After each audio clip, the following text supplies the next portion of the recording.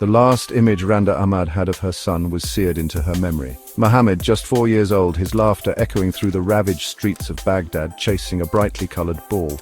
It was a moment of normalcy in a city scarred by years of conflict. Then the ball bounced into the street and Mohammed followed. A sharp crack, the sickening thud of a small body hitting the ground. Randa's world shattered. The days that followed blurred into a nightmarish haze. The hospital, filled with the stench of antiseptic and despair, held no answers. The bullet, lodged deep in Mohammed's brain, remained a silent tormentor. Doctors, their faces etched with exhaustion, could only offer platitudes and shrugs. Mohammed was alive, but barely. Then one morning, the bed was empty. Mohammed was gone. Panic seized Randa. Her son, her world had vanished. The hospital staff, overwhelmed and indifferent, offered no explanation. Randa, clutching the worn teddy bear that was Mohammed's constant companion, refused to believe she would find her son, no matter the cost. Iraq, however, was a land where hope died 1,000 deaths. A land where the echoes of war lingered in the air, thick and suffocating as smoke. The streets of Baghdad, once vibrant with life, were now a testament to violence and despair. Rubble-strewn streets patrolled by heavily armed men were a constant reminder of the fragility of peace. Whispers of a different kind of danger, however, began to reach Randa. Whispers of a weapon, spoken of only in hushed tones, a weapon of unimaginable power. These whispers, carried on the wind, spoke of shadowy figures, of allegiances forged and broken in the dead of night. They spoke of a prize so valuable, so dangerous, that men were willing to tear the country apart to possess it.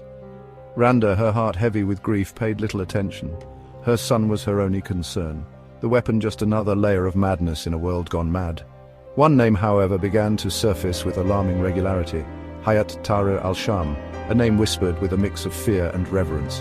A force born in the ashes of Syria's brutal civil war, now casting a long shadow over Iraq. What was their interest in this weapon, and could they hold the key to Mohammed's disappearance? Randa knew she needed help, someone who could navigate the treacherous underbelly of Baghdad, someone who could decipher the whispers and lead her to her son. Abu Ali, a former soldier, carried the weight of war on his shoulders. His eyes, hardened by years of witnessing unimaginable brutality, still held a flicker of humanity. He listened intently as Randa poured out her story, her voice cracking with desperation. When she finished, a heavy silence filled the room. "It is a dangerous game you play," Abu Ali finally said, his voice roughened by countless cigarettes. "The men who took your son, they are not to be trifled with." He spoke of factions vying for control, of alliances shifting like desert sands.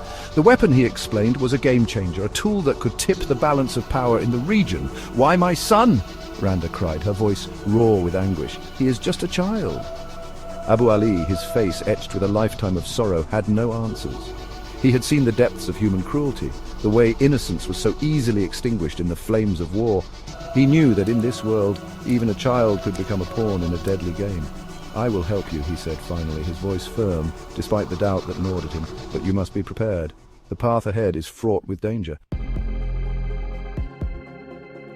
With Abu Ali as her guide, Randa ventured into the heart of the city's underworld. They navigated a labyrinth of checkpoints, their path lit by the flickering glow of kerosene lamps. They met with informants, their faces hidden in the shadows, their words veiled in riddle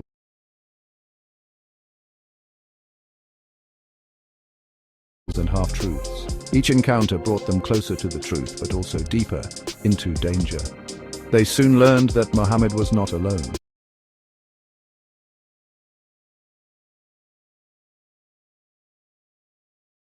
Other children had vanished, their disappearances shrouded in secrecy.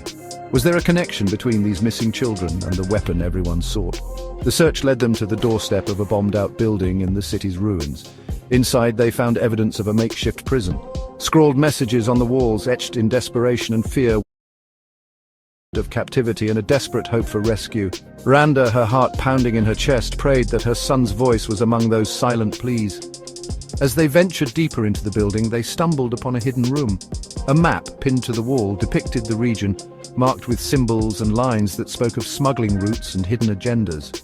This was no mere prison, it was a staging ground, a hub in a network that stretched far beyond Iraq's borders. Section 5, The Shadow of HTS. The name Hayat Tahrir al-Sham echoed through the ruined building. Once a fringe group in Syria, HTS had risen from the ashes of that country's civil war, a Hydra-headed organization fueled by chaos and ideology. Now their influence was spreading like a virus, their tentacles into the heart of Iraq. Rumors swirled about their motives. Some whispered of a desire to establish a caliphate, a reign of purity enforced by the sword. Others spoke of a more pragmatic control of resources, of influence, of the very destiny of the region. Whatever their ultimate objective, one thing was clear.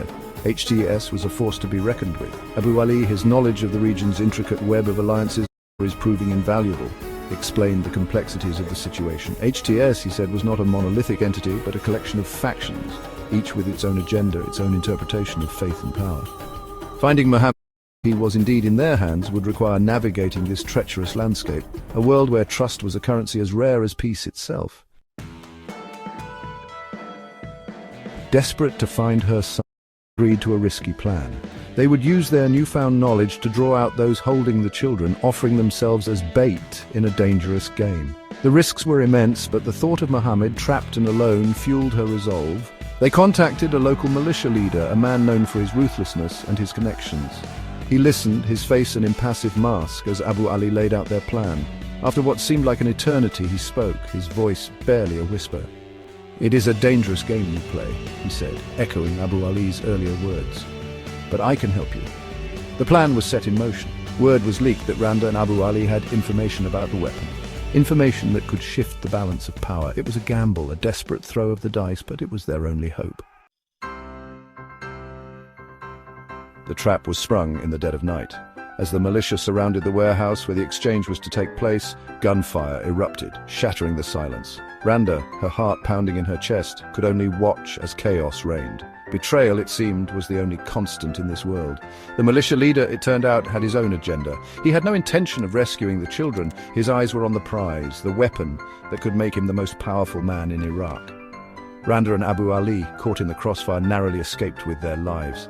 As they fled through the labyrinthine streets of Baghdad, they stumbled upon a group of children huddled together, their eyes wide with terror.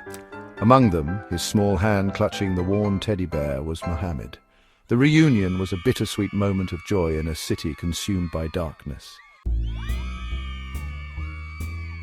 Reunited with Muhammad, Randa and Abu Ali knew their ordeal was far from over. They were now hunted by both sides, the militia and the group they had double-crossed. They had stumbled upon a secret that could ignite a regional war, and their very existence threatened to unravel a carefully constructed web of lies and deceit. Their escape from Baghdad was a blur of narrow escapes and desperate bargains. They traveled by night, their path lit by the faint glow of distant stars, relying on the kindness of strangers who risked their own lives to help them. As they made their way across the war-torn landscape, they learned more about the weapon. It was not a bomb, as they had initially feared, but something far more insidious, a biological agent capable of killing thousands, of sowing chaos and terror on an unimaginable scale. The thought of such a hands sent chills down their spines. The journey led them across borders, through checkpoints manned by soldiers with empty eyes and itchy trigger fingers. Finally, after weeks of travel, they reached safety, finding refuge in a small village far from the chaos of Baghdad. But even in this peaceful haven, the memories of their ordeal lingered, a constant reminder of the darkness that lurked at the edges of their world.